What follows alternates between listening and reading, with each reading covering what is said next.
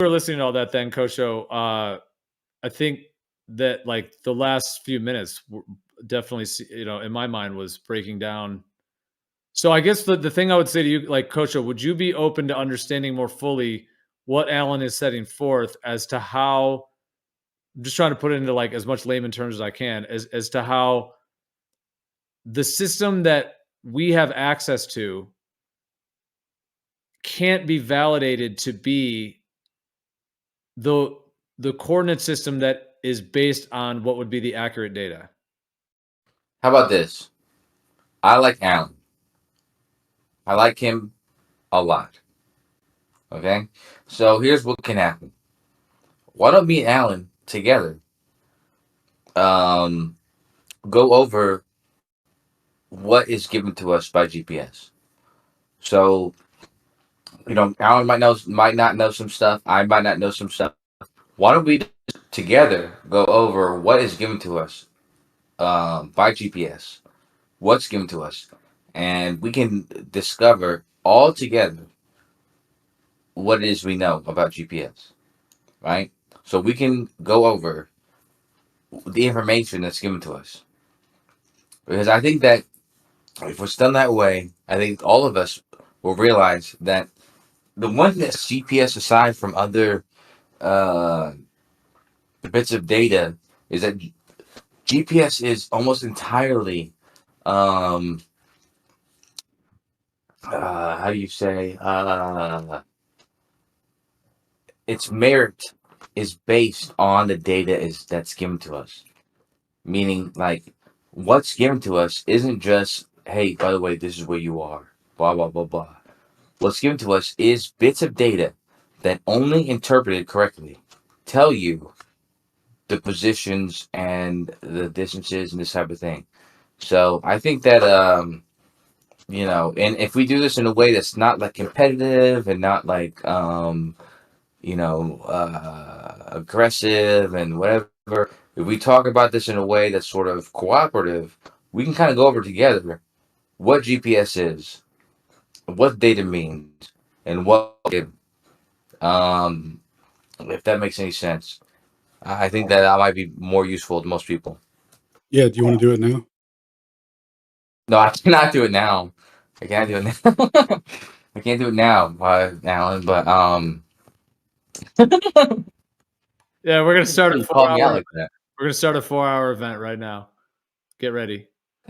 No, dude, that'd be awesome, man. Absolutely, dude. If you guys did Hey, that, 'cause I'm not. I think that would be It's not. incredibly productive, and I think many people would enjoy that. Absolutely, and could learn a lot from it. Yeah.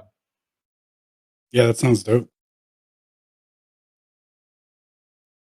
Because the next step, like with you guys being at the cutting edge of this, as it were, my next thoughts would be how this could be integrated into its either usefulness or lack of usefulness for ultimately for physics, but also for the Earth and all of these components. Because I think even in the mainstream, as it were, this information, because yes, many may claim that GPS is an accurate way to measure the shape of the Earth and some of these other components, and so to get to the bottom of it on that level so that everyone has as much education and understanding of it as to what it is, what it isn't, and the application to topics at hand, especially related to the being able, whether it's useful or not, in discerning truth about physics at all, in that light. Well, it's crazy though. I feel like Absolutely. Alan. Go ahead, Alan. But Alan, I feel like Alan, when Alan had said that you can get millimeter accurate positioning, he agrees with me on that one. I feel like we both know that if done correctly, if you can get millimeter accurate positioning, you can get fucking accurate straight lines, which is what we're talking about here. So it doesn't matter how. It doesn't matter if we disagree on how these positions are gotten. If you understand that, then we understand that you can force the line using this. This is a better forced line than any other type of forced line. You know what I mean? Like then better than like making lines across the water, because these are accurate fucking straight lines. And if you agree with what me and Alan had said, what Alan. Yeah, but Alan's not saying that. I mean, he's saying that actually GPS shows we're not on a spinning ball. Like there's an absolute reference. Yeah, frame. your raw data doesn't matter, comes to though. you from a different reference frame from that which it was measured in. So you wouldn't know if what was corrected or changed about it to put you on the new coordinate system that makes you verify the globe, though. That's what's in question, Okay. right? Because Well, like as I was saying earlier, right, it's a time interval system based on a constant variable, and under Lorentz covariance has to be an invariant transformation, and it's not. Like so, like that's yeah, but the question is, are those millimeter accurate positions millimeter accurate? Like, are those positions accurate? Yes, in the first reference frame. How accurate they are in the next reference frame, who knows? Okay, what about the reference frame? The reference frame of the water, the reference frame of the Earth. Are they accurate in the reference frame of the Earth? They're accurate in the original reference frame in which they were measured in down to the millimeter. What happens after that is, who's to say? Yeah, but that's the question, though. Is that in the reference frame of the Earth, in the reference frame of the Earth existing, because the Earth is stationary, right? So in the reference frame of the Earth is stationary, are those positions also accurate? And if they are, then they can be used as they're accurate, right? Like, The raw data you get those already converted to a different reference frame, though. That's the whole issue at the end that's pointed out by Wang in the documents for what is it called, like the control directive for the how GPS works or whatever. Those documents state about accounting for the velocity of the observer and all that, and the different distances and stuff. So it's you're not getting after you transform out of that, you're not going to get the same accurate stuff. Or and right? if it is like you wouldn't you wouldn't know because it's already Fair changed. enough. What you got's already changed. Fair enough. Fair enough. Fair enough. Hey, Alan, real quick. This is a quick question. Where you from, Alan? Ohio. Ohio. Okay. I thought you were like East Coast a little bit. That Okay. is that is East Coast. Yeah. That's right. That's what I'm saying. Yeah. Okay. Fair enough. All right. I'm originally from the East Coast. I'm in Texas now, but I'm from New York City originally, a long time ago. Um, well, it's I do my best. But no, but yeah, I always like talking to you, Alan, because you're always a cool guy. So it's good talk. But I'm be listening for a little bit. Yeah, you too, man. It's way better than most interactions I get. So I gotta be straight up. definitely appreciate the back and forth. Dogs is one of the worst, man. I just gotta be straight up. But yeah. Yeah, that's why after I answered the same question a couple of times, I'm like, let's move on. Like I don't like I like talking and putting it out for the audience, but I have a patience limit and short attention span. So like if it's not an active engagement, like I quickly get bored, agitated, and move on. So yeah, like that's why I'm like kind of short with that guy, is if he doesn't understand it at the same level, and his inability to understand it or acknowledge the fact that he was wrong about his understanding of it is just is a hurdle for him to get over, which I can't hold his hand through. You know. Yeah, he just really is one of the worst. I hate to say it because I'm like, this sucks when this dude's on your side. And it's like you got no choice, but at the same So time, it's like, it's all what good. It can you do? happens. Yeah. But yeah, GM, we black. Yo, Gio, Yo, what do you know about the right hand rule, my man? right hand rule of Uh huh. electric in Uh-huh. in electrical circuits. Yes, sir. Yep. Ether drift. All right, dude. So check it out, bro. You know how the sky has a high electric charge potential, right? With sprites and elves and all that, and how lightning seeks to go down to the ground, to discharge because of the neutral charge of Earth or whatever.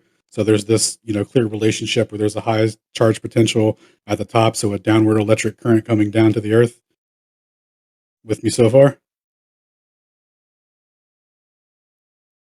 Yep. Yeah, for sure. All right.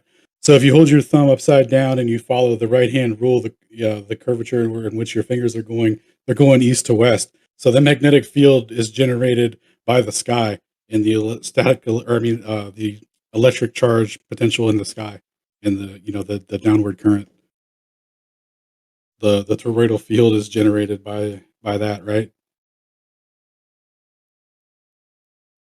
What are your thoughts on that? Has to be, right? Right hand rule, baby. Yeah. Dude, I heard you, but right before you started talking, I just like spilled a cup of water on my table, so I was like trying to dry it up. So, Okay. but I was listening as well, but I just wanted to be honest that I had to. It almost got on one of my hard drives, so I had to grab it. But Oh yeah, you're straight. pretty much good Say it now. again. Say it again, though, Alan, because I Yeah. missed it too. Yeah, because I want to hear it again as well. So yeah, if you All could. right, so they say Earth's magnetic core is generated through, what was it, convection currents or whatever from the molten iron rubbing against slightly cooled molten iron, and the friction between that creates electric current, which generates the magnetic field or whatever. So in the flat Earth model or whatever, the sky has the highest charge potential, right? So if you look at the what is that, how a corona motor works, and sprites and elves, clearly as you get higher in altitude, there's a higher charge potential, and at that charge potential seeks to equalize at the Earth where it's neutral, right? So there's a downward flow of a current, and if you follow that downward current in the right hand rule, that instantaneously generates a magnetic field going east to west. So that provides the mechanism for our magnetic field that we exist in.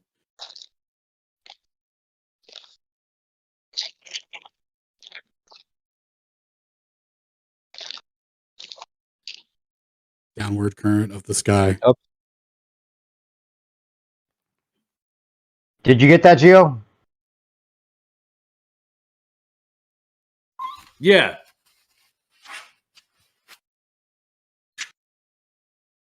So would that okay? So are you saying that the connection between the sky and the ground and the electrostatic gradient within that, along with the ether vortex, creates that right hand rule?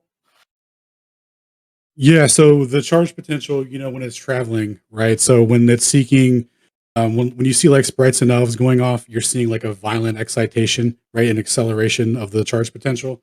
And that's creating the electric field, right? And that electric field, because it's going down, through the charge potential, it induces a magnetic current as well. So the high charge potential of the sky, and it's seeking equilibrium with the neutral charge of the Earth, creates that downward current for the electric field, and that generates the magnetic field going east to west.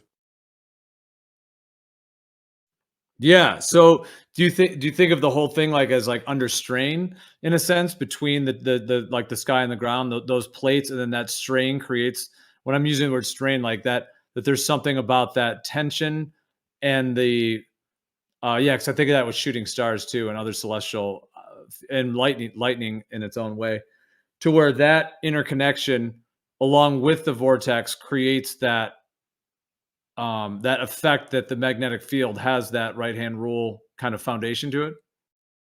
Yeah.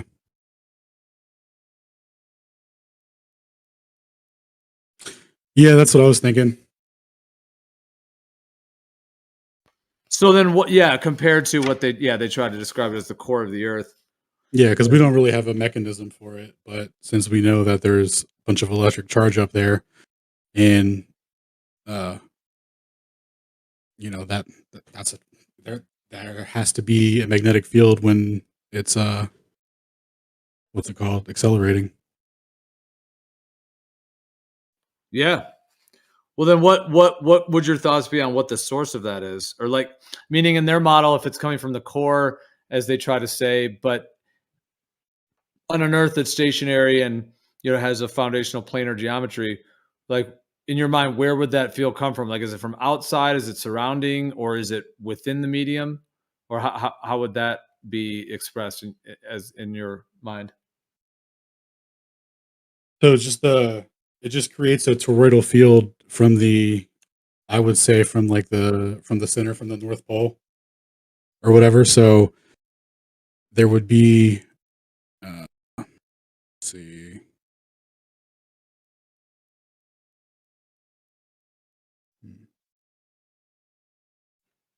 Like from the north center out to the extremities and then back in.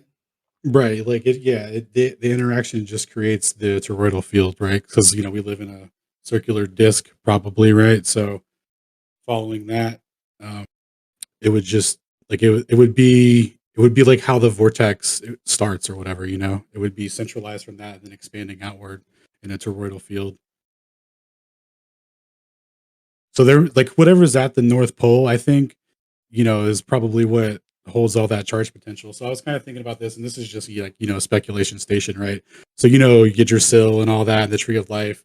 So I think there's probably something at the North Pole that connects to the sky and and interacts in that way. And that's why it's blocked off from the distances that it is. And ancient civilizations probably knew about that because that's why they have like, a giant tree growing up through a central disk. There's something in the center that connects to the sky. Yeah, dude, absolutely. And with toroidal fields, I mean, that's a deep thing. Everything you shared right there, there's a lot to that. Well, also, you like the idea of like the magnetic mountain at the North Pole, Mount Meru. There's the idea that the Great World Tree, as it were, used to be a tree that actually went all the way up to the heavens, as it were, at the North Pole. And then there's the idea that that has since been cut down and severed, which is even like the idea of like the pyramid, the Freemasons and all that, where they have the top of the pyramid is lopped off, and then there's the all-seeing eye. There's even, have you heard the idea that like that the Great World Tree has been severed, at least in this cycle that we're in, to the point to where that now is a mountain, and is that essentially that kind of pyramid with the all-seeing eye is perhaps related to this magnetic mountain at the center, and it's like lopped off, and then the all-seeing eye is sort of the like like Sauron and Lord of the Rings or whatever, but like that all-seeing eye is sort of it could almost be seen as like the demonic realm, or the Nephilim. There's all these different concepts and ideas, in terms of some kind of like evil takeover, in the idea that like the Great World Tree was severed. I mean, that's kind of one concept. I wonder if you'd heard of that or what you think. Of course, there's others as well. Like, I mean, could there even still be a connection there, or is the Great World Tree there right now too? Those are all. I wonder what your reflections are on that. Yeah, I think it's probably still there now, or maybe if like, or the reason why they are obsessed with like building a new one and like going to space, like this whole, charade or whatever is about the idea of like creating another structure that reaches the heavens, something like that. Cause like, I'm sure you're familiar with the story of Babel and all that. And, it's just kind of like a fractal story of all of like, the desire to like get to the heavens, right? Like that's, like what it's about. So I think there's definitely like a major fascination with whatever's going on at the North Pole in that regards. Yeah, absolutely. According to Bird, it's of high military interest, and it's a little crowded at the North Pole. I thought it was all water. Yeah, I mean they have a completely like we should have images of this and all this, but like we got nothing. This is from a map of the Western Passage, and then when you go to Google Earth and look at it, like like that shit's not it's not real pictures of anything. So they're definitely got something on lockdown up there. Yeah, and then you mentioned that there's a different GPS coordinate system. That's very interesting. So you're saying in the north and the south, it like moves to a different. It automatically switches to Arctic mode or polar mode in the north and Antarctic mode in the south. Wow. Yeah, I can. I'll see if I can pull up the manual. I took some screenshots of it recently. But yeah, it's right in the manual. It has different modes for those latitudes.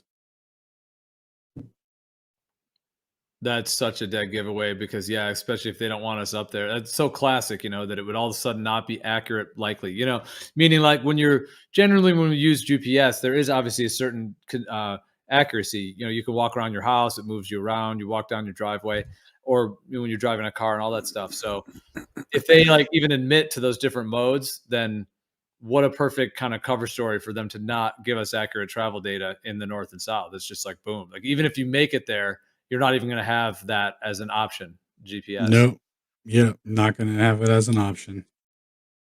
So let me see if I can find. But dude, I just posted a little image of the right-hand rule, like you were saying before. Dude, that is spot on.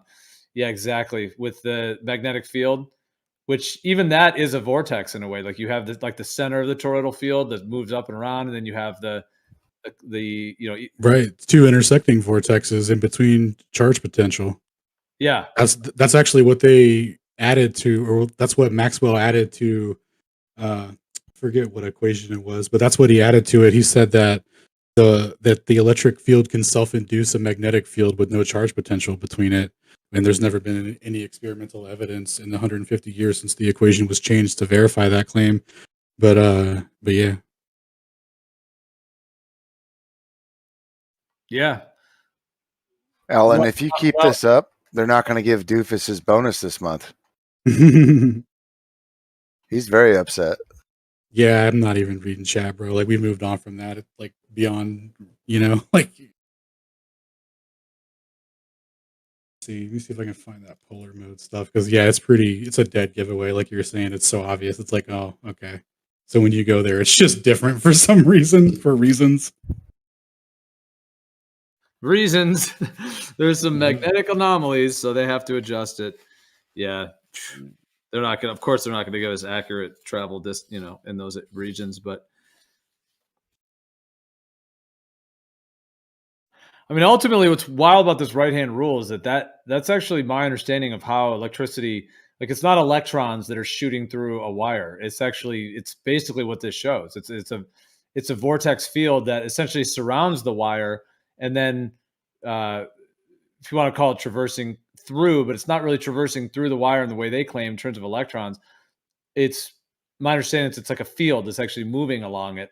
So it's interesting that this right-hand rule sort of is showing like the actual geometric diagram of the vortices, but of course that's not necessarily the model that they place it in. They place it in their own model, but then the right-hand rule is a thing, so then they still kind of go with that, but it's placed within the electron, atomic model systems. But when you put it in the context of what you were, exactly describing with that polarity between the flow of the field from top to bottom, and just the interrelationship between the ground and the sky, essentially, and above, and how that has its own vortice nature to it, would definitely like link to and show why the right hand rule is a baseline within the electrical system kind of world, within Yeah, absolutely. electricians' usage of it.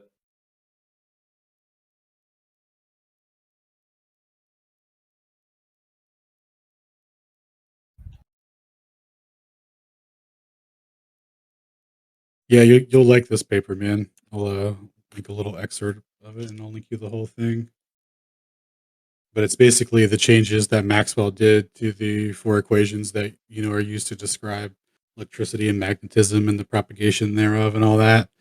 And the changes that he made were basically just so that they could facilitate infinite vacuum propagation, where the electric field self-induces a magnetic field with no charge potential between them.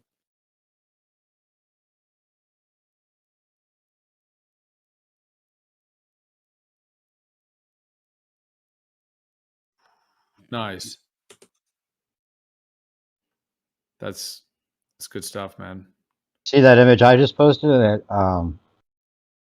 That makes sense. They're all looking up at the sky with the exact same right-hand rule type looking hand gesture. No, I don't know about all that, because the right hand rule would be, for how we're applying it to the sky downward, would be they would have to have their thumb upside down, like the scene in the Gladiator with the Emperor thumbs downs. Like that's the direction of flow. Ah, okay. They could be referring to, I don't know. That's where the right-hand rule comes from. I don't know. But you see the other one. This one here is there's a right hand at the top of this. Right.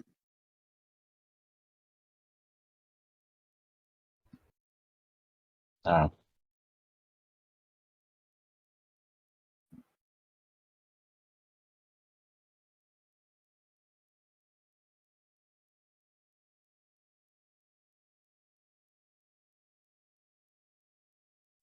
Yeah, I mean, in terms of, it's even interesting to think about that right-hand rule in terms of if you were to see it as the wire is like the middle of the toroidal field, and then the vortices around it on that scale, and it would make sense that that would be happening within the whole kind of within the whole Earth, within the whole system, at the locations all within the field, but also kind of seeing that pattern as like what's at the North Pole, like that center wire would be the North Pole, and then the entire vortice. So, like I was asking before, like, do you think that is the source of the whole field? Like, do you think the source is at the center, or is the center just part of the propagation of it? Hard to say, man. I think it is. I'd like to.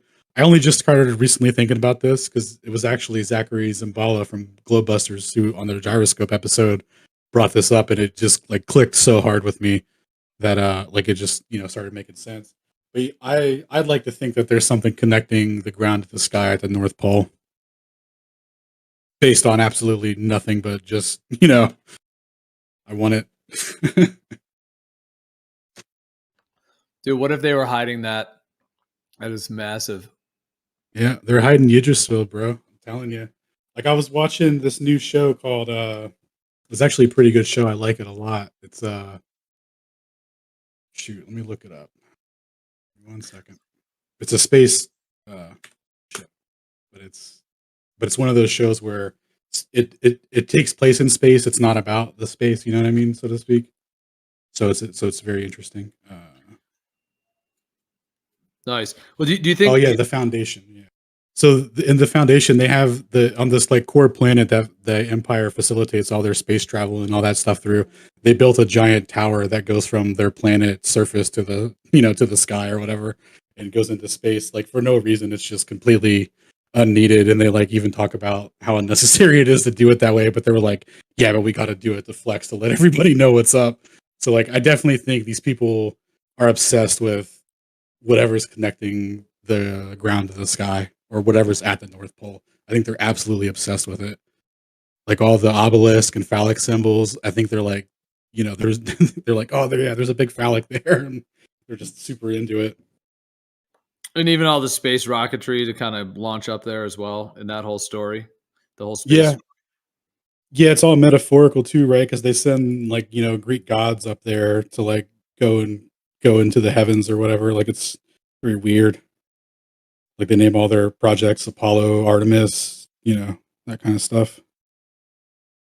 Yeah. So some of my thoughts on this. Okay, so the center.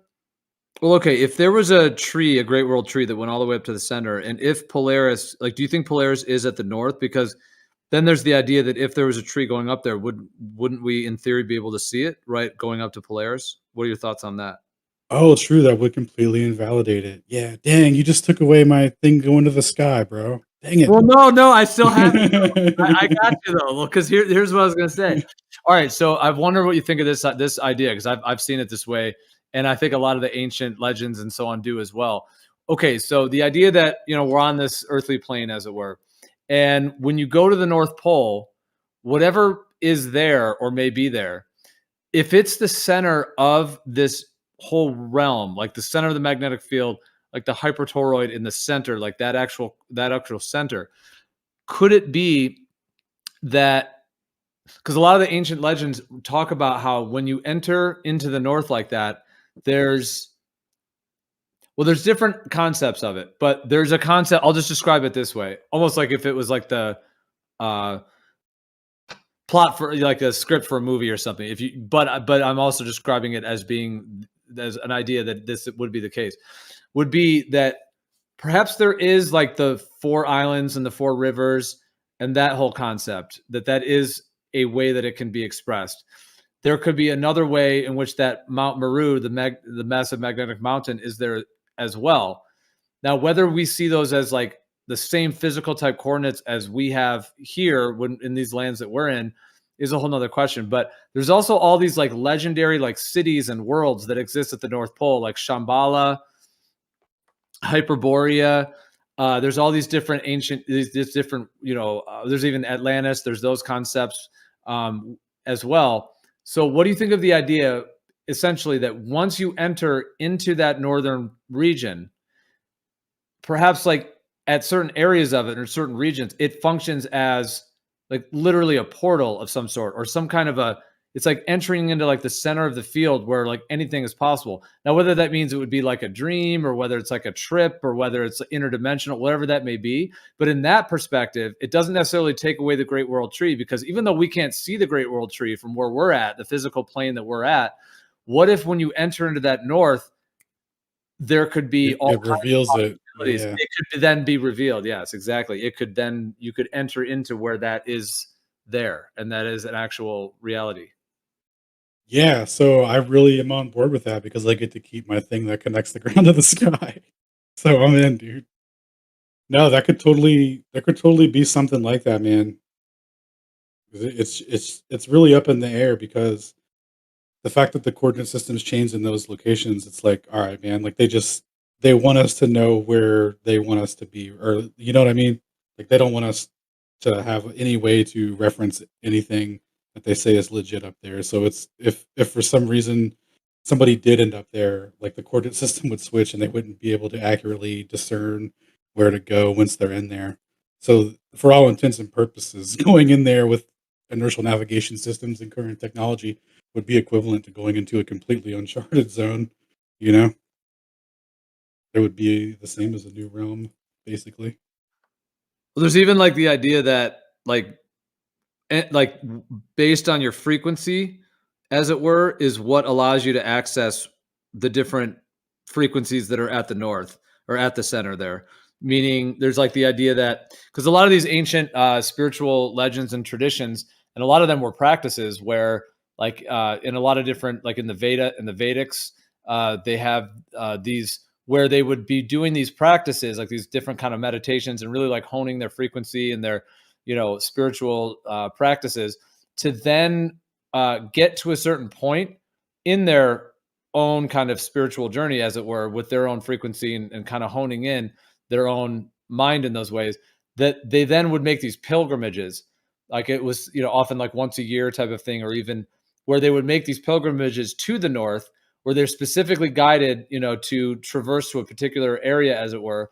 And if their spiritual practice was sort of like sufficient, as it were, in terms of their atonement or their attunement process and atonement, to the point to where if they reach that point in these pilgrimages, they will enter into like the Shambhala, Hyperborea, etc. Meaning in many of these different legends, like, but within those frameworks, that when they have reached a certain their own development and their own practice, that when they go to the north, their frequency is one that allows them to enter into these very mythical, beautiful, not even necessarily mythical in terms of it being not real, but actually allows them to enter, even if we see it as like a portal, like into that portal, which then enters them into that whole world, a realm, whatever that may be, of and there's been these different legends of what those realms are and everything. But anyways, so with that being said, like if there's a certain like frequency that will kind of grant you access into that wavelength at the center, because it's like the center of the magnetic field, it could be totally different in terms of what we even consider as being the physical world at the center. And then that would put an idea that if there are some like darker, lower vibrating, evil, demonic, whatever it may be, entities that have sort of their influence on us here, that maybe when they're at the center, at the north, they're not accessing those magical lands of Shambhala or Hyperborea. They're in some other lower frequency of it. But in that framework, it's like maybe they don't have access to the Great World Tree, and they want it. And so they want to try to launch rockets and blow to the dome and do all this stuff. And they're pissed off. Here's one perspective, that they want to do that. And they know that we can access it. So they definitely don't want us going there. That's one perspective as well. Yeah, they keep us distracted, divided, full of poison and toxic stuff, basically all the stuff that people didn't used to, be affected by, in previous times. And it's just much easier to get people in a state where they can't see it either anymore. Yeah, like are they purposefully trying to lower our actual vibrations at every level they can, with deceptions, with toxins in the water, GMOs, all this stuff, just so that even if we were able to get to the north, that we still would be We wouldn't be genetically equipped at that point. Yeah.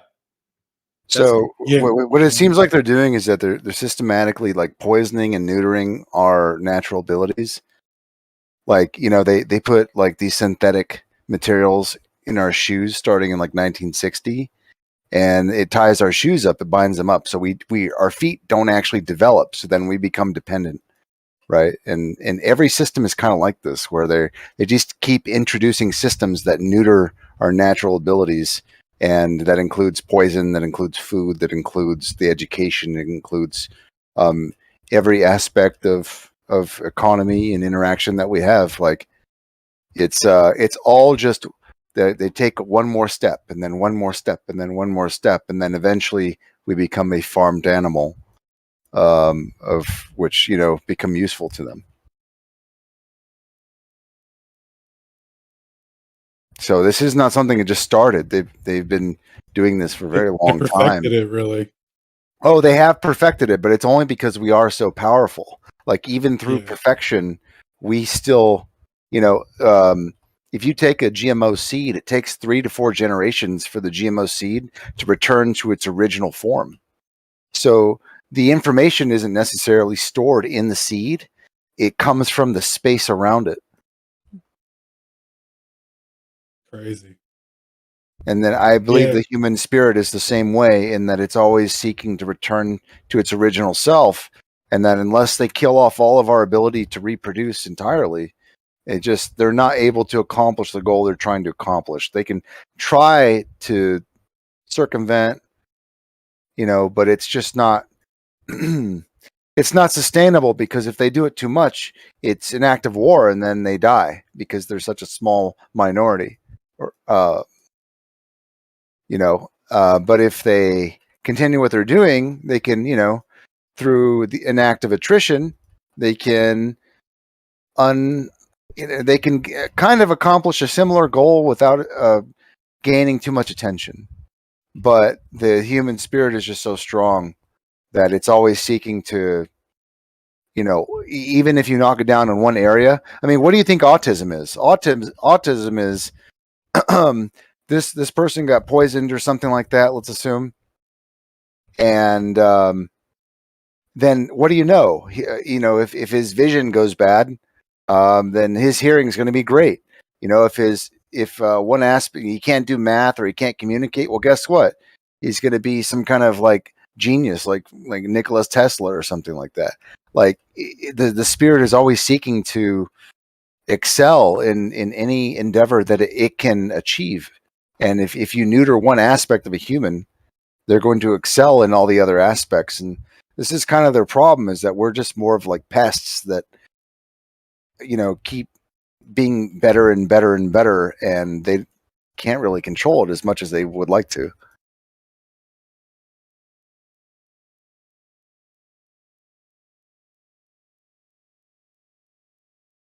Yeah, I would Absolutely, agree. bro. Yeah. Hey, I'm gonna head off, man. I've had my fan off for a hot minute. I'm burning up, boys. I'm ready to head to bed. But I appreciate you guys listening, and the back and forth earlier with Kosho. It was awesome. Yeah, nice job, dude. I had no idea bringing up Michelson-Morley. Like I said, it kind of turned from an alley-oop into a 5-hour past your bedtime thing. So. Oh yeah, I mean, dude, I wasn't gonna just let that slide again, because he was already like, "Didn't I debunk that earlier?" It's like, nah, dude, your misunderstanding didn't debunk it. So I figured Yeah. I'd tag in and stretch out the old arguments, since I didn't get to do any on modern day debates. So Nice. all right, Always peace, good, dude. G's. Adios. Yeah, for sure, Alan. That was awesome, bro. Yeah, man. Have a good night. Cheers.